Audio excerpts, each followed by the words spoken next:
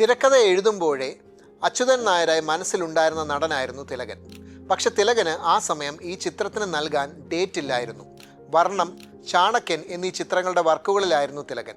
2 ചിത്രങ്ങളും തിരുവനന്തപുരത്തായിരുന്നു ഷൂട്ടിംഗ് നടന്നിരുന്നത്. അതിനാൽ അദ്ദേഹം സുതാര്യമായി സിബിയോട് പറഞ്ഞത് ഇങ്ങനെയായിരുന്നു: പാലക്കാട് വരാൻ പറ്റില്ല, മറ്റാരെയെങ്കിലും വിളിക്കൂ. പക്ഷെ സംവിധായകൻ സിബിക്കും രചയിതാവ് ലോഹിതദാസിനും അച്യുതൻ നായരായി മറ്റാരെക്കുറിച്ചും ചിന്തിക്കാൻ കഴിയുമായിരുന്നില്ല. അദ്ദേഹമില്ലെങ്കിൽ ഷൂട്ടിംഗ് തന്നെ മാറ്റിവെക്കാം എന്ന രീതിയിൽ തന്നെ ആലോചന പോയി. ഒടുവിൽ തിലകൻ സമ്മതിച്ചു, ഒരു നിബന്ധനയോടെ: ഞാൻ പാലക്കാട് വരില്ല, തിരുവനന്തപുരത്താണ് ഷൂട്ടിംഗ് എങ്കിൽ എനിക്ക് ഇടയ്ക്ക് വന്ന് അഭിനയിക്കാം.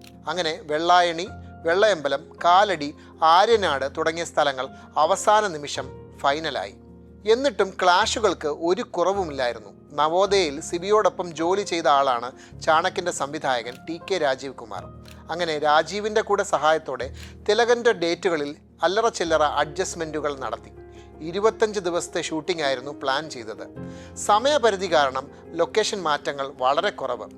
കാലടി ജംഗ്ഷനിലെ സേതുവിൻ്റെ വീട് പാർവതിയുടെ കഥാപാത്രമായ ദേവിയുടെ വീടായി കൂടി ഉപയോഗിച്ചു. അച്യുതൻ നായർ ട്രാൻസ്ഫറായി വരുന്ന വീട് വെള്ളയമ്പലത്തിന് സമീപമായിരുന്നു. ഇന്നവിടെ പെട്രോൾ പമ്പാണ്.